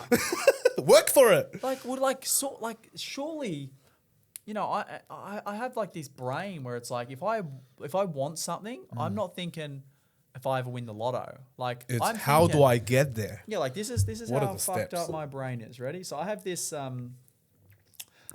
thing in my notes that I've written. Yeah. It's called Jack Henderson's Perfect Life. Oh yeah, nice. Okay. And essentially what I did was I was sitting on a plane, whatever the fuck this was, I don't know. Let me read. December 2024. So at the end of last year, I was flying back from Japan or something, I think. And I was sitting there and I'm like, fuck. Everyone goes like, you know, fuck, he's made it. Or like, she's made it. You know, fuck, I wonder what it feels like when you've made it. And I was like, for me, like, what will my life look like when I can say, I made it. I've made it, you know? And I just went through and I'm like, well, what are the things that make me happy, right? So I went through and I listed the 4 elements that make me happy. Consistent personal improvement and growth. Like, I love the challenge and the growth that comes off the back of it. The second thing was facilitating and providing incredible experiences for myself and the people that I love. So my family, my friends, I get a lot of joy out of me sharing, you know, the fruits of mine and everyone else's labor with people. 3 is helping others grow and achieve their goals and aspirations. So like the thing I'm talking about here is like making people realize like, dude, you're going to die one day. You want something? Fucking go get like it. you actually can get it. You know that. 100%. So like I enjoy that, helping people realize that they can do things. And then the 4th thing was like, you know, some things that I love, which is like business. I love real estate. I love motorsports. I love running, fitness, and I love learning. So I'm like, if they're the 4 things that I love the most in my life, in those 4 categories, what are all the things that I want to have achieved to say that I've made it? And it's like, I just listed out, there's 22 things there. I'm not going to go through every one of them, but That's crazy. you know, it's like Henderson is a global brand and a world leader in real estate. I talk in hundreds of millions and billions of dollars. I have a global real estate portfolio with lifestyle properties all over the world. If I go down the list here, I have a loving and nurturing relationship with Emma, which is my partner. I can work from anywhere in the world. I'm surrounded and connected by the most successful people in all the world, in all sectors. I'm healthy because I exercise and eat fresh whole foods daily. Like all of these things I just outlined because I'm like, that's what it looks like when I fucking made it. But people fucking would have no idea. No idea. They don't think 100%. about that shit. They're like, what do I want to do in my life? So like this for me is like a high level goals list, right? And then every year I go back and I'm like, what do I want to do this year? Well, I think it's also visualization. You know, how many people out there don't know what their life would look like by the end of the year? Wild, bro. But how fast are the years going by as we get older? They're fucking faster and faster and faster. People sit there and they don't realize how their life needs to be for them to get to where they want to be. That's why they bank on luck. If you bank on luck, you're never going to fucking get anywhere. And it's like people think they're not going to die. It's like they don't have this concept of like, oh yeah, I'm going to die one day. Yeah. It's like they just think they live forever. Yeah. And Or it's like like- you just can dawdle around, you just walk around, be mediocre all the fucking time. And that's what they do. Whereas you just fucking grab life by its balls, you fucking made it happen. That's how it Did works. you see the silver nuts I got? For Yeah, my birthday? yeah, I saw that. Is that on the Aston? I got these silver nuts for my birthday the other day. They go on the tow bar, and I just Yeah. fucking. You gotta grab put on life the by Aston, put it on balls. the back, shove it on the back. So- That's what it is, bro. Life, you gotta grab life by the balls and actually do it. Yeah, I mean, I did more numbers going off the back of it, and I was like, people don't realize, like, it's just about numbers, man. If you can't afford to live where you want to live, you gotta fucking make more money, and I think that's as simple as it gets. You've got to make more money, Yep. or you got to be happy with the money you make and go and live somewhere that is suitable for that money. That's the only two options you have. You give me a third and fourth option, great, fantastic. I don't think there is. To be honest, there's only two options for me. It's either make more, or you just be complacent, or you be comfortable and And be if, like, let's content. say there is a third option. The third option is the government fixes the housing crisis. Let's assume that happens, right? Which never, I don't think will ever happen. If you let's accept that there is a housing crisis. Yep. Let's like pretend there's a housing crisis and the government fixes it. Mm-hmm. Please tell me, let's say the government goes to wherever they can build houses, which is 60 k's from Sydney at a minimum, and they build as many houses as they can to the Blue Mountains because Mm-hmm. that's where they're going to have to stop, right? How is that going to fix the housing crisis? It's not, because building houses 70 k's from the city does nothing to the price of a house 15 k's from the city. Yeah. Nothing, because it's a completely different buyer. Correct. So tell me how that's going to fix the housing crisis. Building more apartments. Let's assume that they just build lots and lots and lots of apartments. Again, how's that going to fix the housing crisis? It won't. Because someone who wants to buy a $2 million home has no interest in buying a $700,000 apartment. Agreed. So it's like, it's not going to be fixed. Population gets higher. The scarcity of land gets larger. Property values get more expensive with supply and demand. And, incomes, unless you are a highly skilled person, are not going to grow, because with artificial intelligence now, like, You're getting replaced. I mean, one good example right now for people who actually want to do the research is look at China. China literally has ghost cities with a population of 2 billion people. They did exactly what Jack said, which is build a fuckload of property outside of the major cities. And now every single one of those apartments are getting blown up and knocked down because there's no one buying it and no one living in it. No one wants to buy those properties and no one wants to live in those properties because it takes them 2-3 hours to get to work. So then now they're blowing up all these buildings. There's no point. You have a massive demand. You've now increased the supply to a point where it's too much supply. And now the property prices in China are plummeting 60, 70, 80%. So now that's not going to work either. So and it's the crazy. only people who want property prices to fall are people who aren't in the market. If property prices fell and let's assume that every single person who wanted to be a property buyer got into the market. Everyone. There wasn't one person in Australia that didn't buy a house. What do you reckon they'd want then? They'd want the property prices to rise because they no longer want to get in the market. They're in the market. And when you're in the market, if the property prices don't rise, then Why would you be in the market? because you'd be like, well, what? I want property prices to rise. Yeah. Because you no longer feel sorry for the people who can't get in the market because you're in the market. Yep. That's the reality. And then so now if your perception changes like that, then you don't deserve the right to an opinion. That's the way I see it. Well, that's what would happen. That's the reality of what happens. Everyone cares about property prices being lower until they're in the market, and then as soon as you're in, Go you don't up, want up, up, you don't up. want it to be low, because when they're low, that affects you again. 100%. So it's only when something isn't going your way that you care. And that's a heavy hitting statement. And I think that's true. The biggest reality of the fact is that if it's affecting you, you care. The second it doesn't affect you, you don't give a fuck. And that just means your opinion and your viewpoint is pretty bullshit. It's very, very manipulated. Okay, cool. Getting towards the end of the potty today, I wanted to ask you this one question, because where you are now, you've had a very rapid growth and you've done extremely well. But let's just say going back to 20-year-old Jack, so 10 years ago, right? Or 19 years ago. 19-year-old Jack, 10 years ago. Don't just Tongue twisting ourselves. Throw a year in my life. Yeah, away throw an like extra that. throw an extra year in. But let's just say go back 10 years. If you were to go back to your younger self, right? And you were to give yourself one piece of advice, the way I see life is, I don't know if you see it the same way as me, but I think life is a big sandbox, a big game. You know, there's different levels, like you mentioned, where there's different stages in life, but there's also different cheat codes that we can potentially enter in a game. Like anything, like we used to play GTA, you want to go invincible, you want to, you know, delete your wanted, whatever it was. X triangle circle. Yeah, exactly. X triangle circle, LR, up, down. You know, you can create these cheat codes. But if there was one thing you learned in the last 10 years, and you've learned a fucking shitload in the last 10 years from some of the most amazing individuals on the planet, and you went back to 19-year-old Jack, and you go, hey, Jack, I'm going to teach you this cheat code to help you get to where I am today. So $80 million of assets, $100 million of assets, whatever. But I'm going to teach you how to do it in the next 5 years, starting from zero, where you are now. What would you say? It's the same thing. It's get close to the sun. Like, interesting. Yeah. get close to someone who's doing what you want and has what you want, and get as close as you possibly can to that person. Follow everything that they do, listen to everything that they say, and go and implement. That's the cheat code. As simple as it Find is. someone who's done it, get close to them, and the more you resonate with that person, the more you respect that person, the more you're going to listen to what they say, and then go and implement. And that's it. Do it over. Monty, there's a guy who just started working with me, 17 years old. He went to Scots College. Yep. One of the most expensive schools in Australia. 100%. Super affluent. I went and did a talk there 4 months ago. One of our clients is head of finance at the school. And I did a talk to all the year 11 and 12 students about career progression, entrepreneurship, blah, blah, blah. Fuck, I don't know how many students. It would have been 200 to 400 students over. I did 4 talks, I think, or 3 talks. Yeah. He, out of all of them, was the only one. After the talk, I was walking down to the school to go back to the office. He comes up to me and goes, "Oh, Jack, I love real estate. I'm working at the moment at McGrath, working for free because he does it like 1 day a week. They can go and do work experience essentially." He's like, "I've got this podcast. I've interviewed these people. This kid's 17. I'd love to come and work and do some like work experience with you. You don't have to pay me or anything." I was like, "Dude, more than happy to come to the office on whatever. Well, it must have been on Thursday. So come to the office on Monday. I'll sign all the paperwork and shit that you need to do, and then you can get started." Sweet. So he's come to the office. Fucking, I didn't reply to him for a little while because I was busy. And anyway, we ended up coming to the office, got started.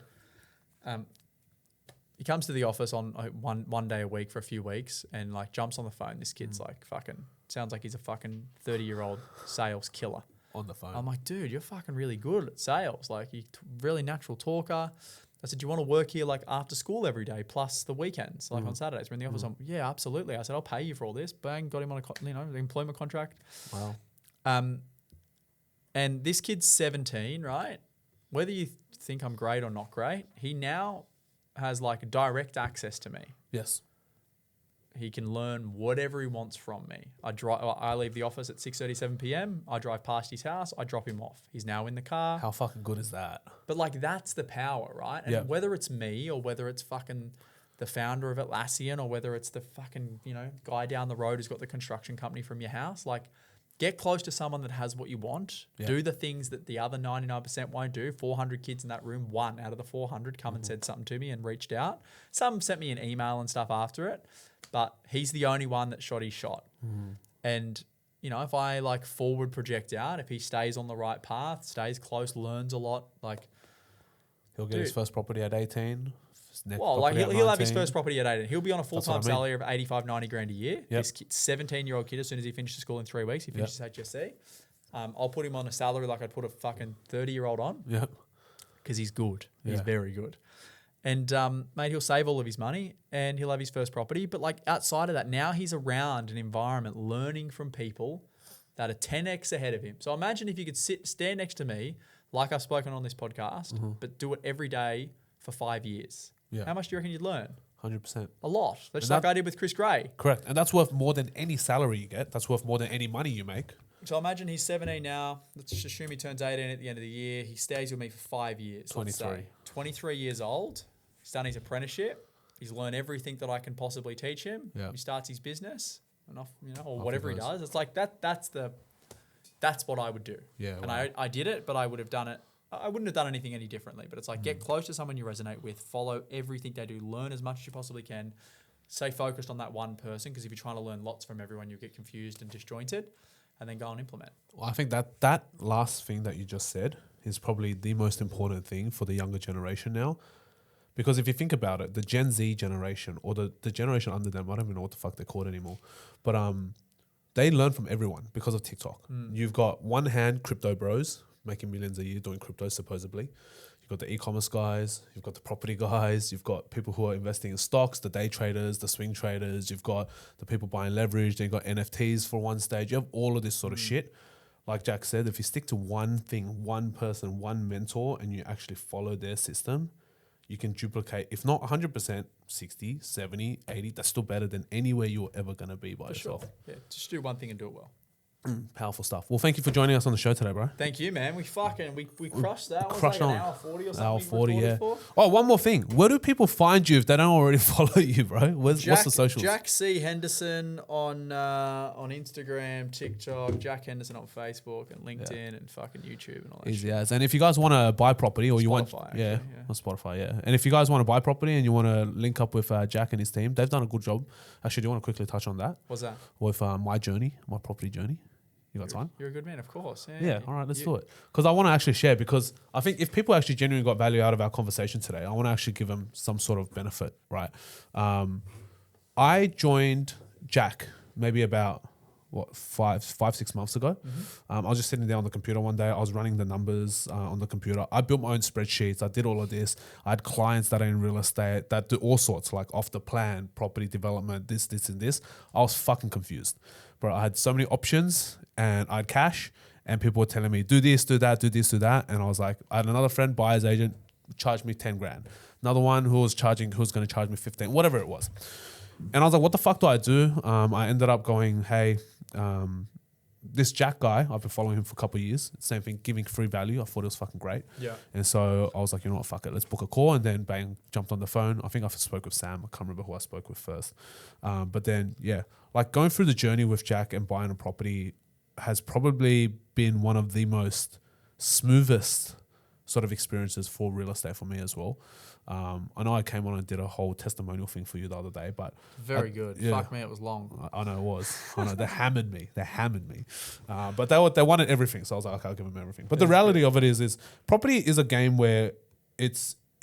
I want to say it's difficult, right? Like it's quite a simple thing. It's like we said before. It's like simplicity. Like you just need to keep it simple. Yeah. But it's hard to do, right? 'Cause Correct. like you said, there's 1,000,001 things out there. Correct. And so many strategies as well. And so like working with a buyer's agent, and this is something I said on the testimonial for Jack, is if you don't have the experience, paying for the experience is the cheapest thing to do. For sure, yeah. And a lot of people don't even know they don't have the experience, you know? Like buying a property is easy. You buy a property in a decent area, you'll do well. But like there's so much more to building a portfolio, right? Like structuring. I didn't know fucking anything about structuring when I first structure is started. hard, bro. That's the next stage. Yeah, and then like finance strategy, lending, you know, like understanding value adds, what you can and can't do to properties, and then actually going through the process of doing that stuff. Like all of that is hard. And working with someone and learning from someone or having them do it, and if you don't care about learning, you just partner with that person for life. Yeah. Makes it a much easier journey. And then also having accountability as well. Like, hey, we set these goals, we build out your portfolio plan, you started here, you want to be here, this is the time frame. In 12 months' time, we're going to buy that other one. You're like, nah, I'm not ready. You're like, oh, okay, so you don't want to, like, you've given up on those goals that you set. You know, like that's the other thing is the accountability piece. Yeah. Yeah, I mean, you don't know what you don't know. So, like, that's the reason I use Chris Gray is, like, other than wanting to get closer to him, Yeah. I used him because he knew fuckloads more than what I knew. So, That's like, true. not using him would have been stupid of me. That's true. And I think that's also one of the reasons why I went with you as well. I was like, fuck, if it's going to cost me X amount to work with you and get closer to you and also learn from you, I'm going to fucking do it. It's ROI positive. That's the thing. 100%. So, 100%. yeah, man, you've got like you've sorted the income piece. You've got a good business. You've got capital. You've got your first asset now, and like 1 goes to 2, 2 goes to 4, 4 goes to 8, and you know, eventually we got 40 million. that's right. Well, fuck, hopefully we got more. Yeah, hopefully we got more. But yeah, if you guys want to get in touch with Jack and his team, just make sure you reach out. Tell them Alan Fu sent you. Yeah, just just tell them Alan Fu sent you, and then they'll look after you.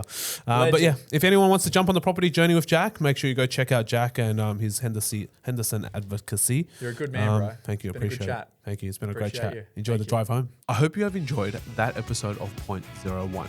Make sure you subscribe to our YouTube channel and follow along on all our socials at Point 01 Podcast to watch all of the shorts again. We release an episode every single week, and we hope you will join us as we continue to explore the minds of those who make up the 0.01%. Until next time, keep hustling. I'm your host, Alan Fu. I'll see you on the next episode.